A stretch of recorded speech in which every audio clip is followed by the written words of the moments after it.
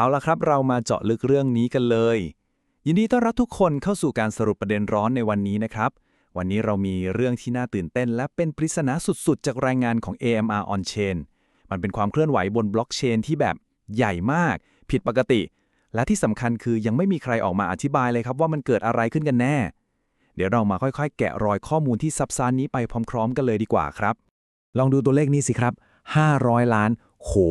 นี่ไม่ใช่เหรียญ2เหรียญนะครับแต่มันคือเหรียญพายจำนวนมหาศาลถึงครึ่งพันล้านเหรียญที่จู่ๆก็ถูกจับย้ายที่แบบกระทันหันเลยสเกลระดับครึ่งพันล้านเนี่ยไม่ได้เห็นกันบ่อยๆแน่นอนครับพอสินทรัพย์ดิจิทัลก้อนใหญ่ขนาดนี้ขยับปุ๊บมันก็เหมือนการโยนก้อนหินใหญ่ลงน้ำเลยครับคลื่นความสนใจและคำถามก็เลยตามมาแบบถาโถมเลยทีเดียว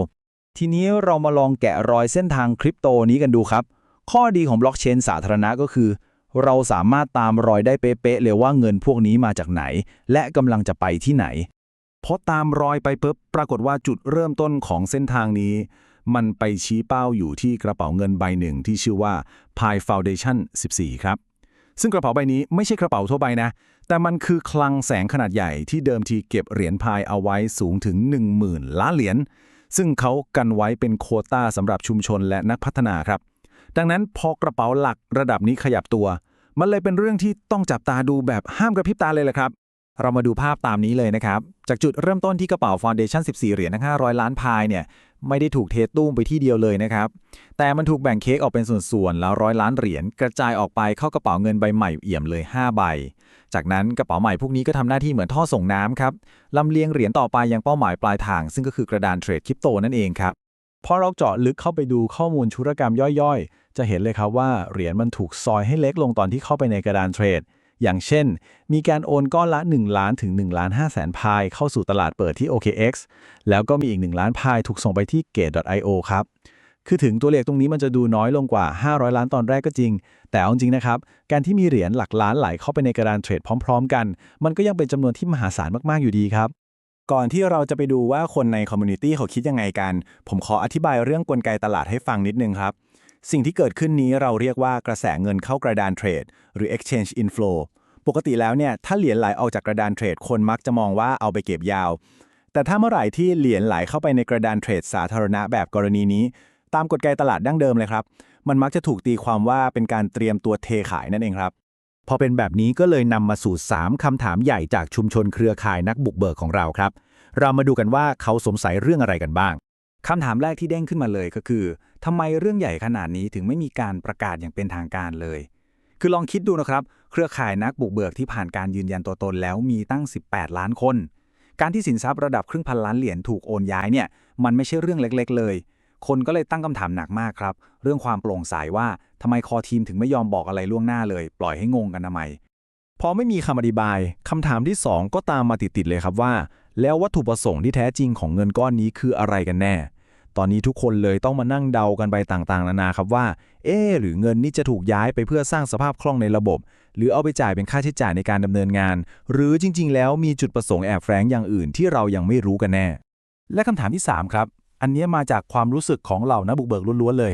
คือทำไมถึงไม่แจ้งให้พวกเขาทราบโปรเจกต์ Pi Network โตมาได้ด้วยพลังของชุมชนนะครับคนที่ทุ่มเทเวลาให้โปรเจกต์ก็ย่อมคาดหวังความจริงใจและการสื่อสารที่เปิดเผยถูกไหมครับการปล่อยให้ทุกคนมืด8ด้านแบบนี้มันเลยสร้างความสับสนและทำให้หลายคนหงุดหงิดไปแบบดีกเลี่ยงไม่ได้เลยจริงๆครับ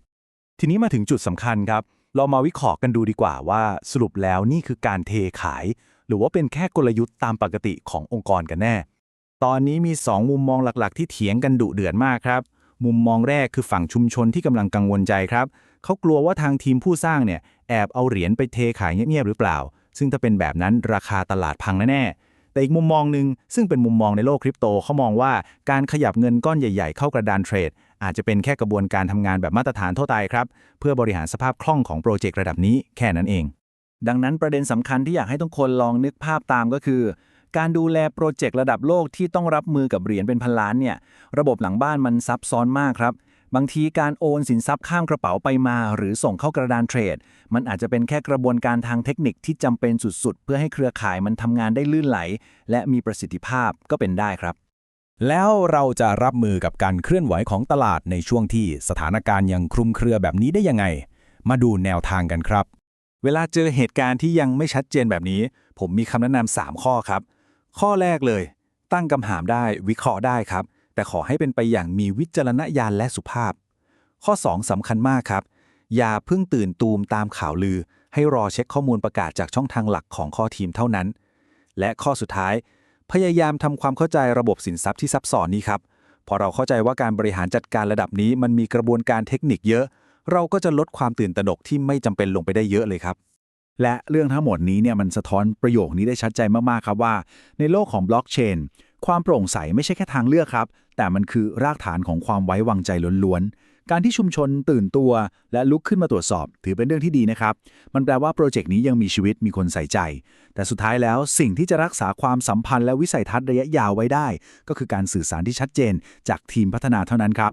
มาถึงตรงนี้สิ่งที่เราและวงการคริปโตคงต้องเกาะติดสถานการณ์กันต่อไปก็คือแล้วข้อทีมจะทำยังไงต่อไปในเมื่อข้อมูลทุกอย่างมันถูกกางออกมาให้เห็นแบบนี้แล้วพวกเขาจะเลือกนิ่งเงียบต่อไปหรือจะกล้าออกมาอธิบายให้ชัดเจนเพื่อดึงความเชื่อมั่นจากนักบุกเบิกหลายล้านคนกลับมานี่คือบททดสอบครั้งใหญ่มากๆครับที่เราต้องจับตาดูกันต่อไป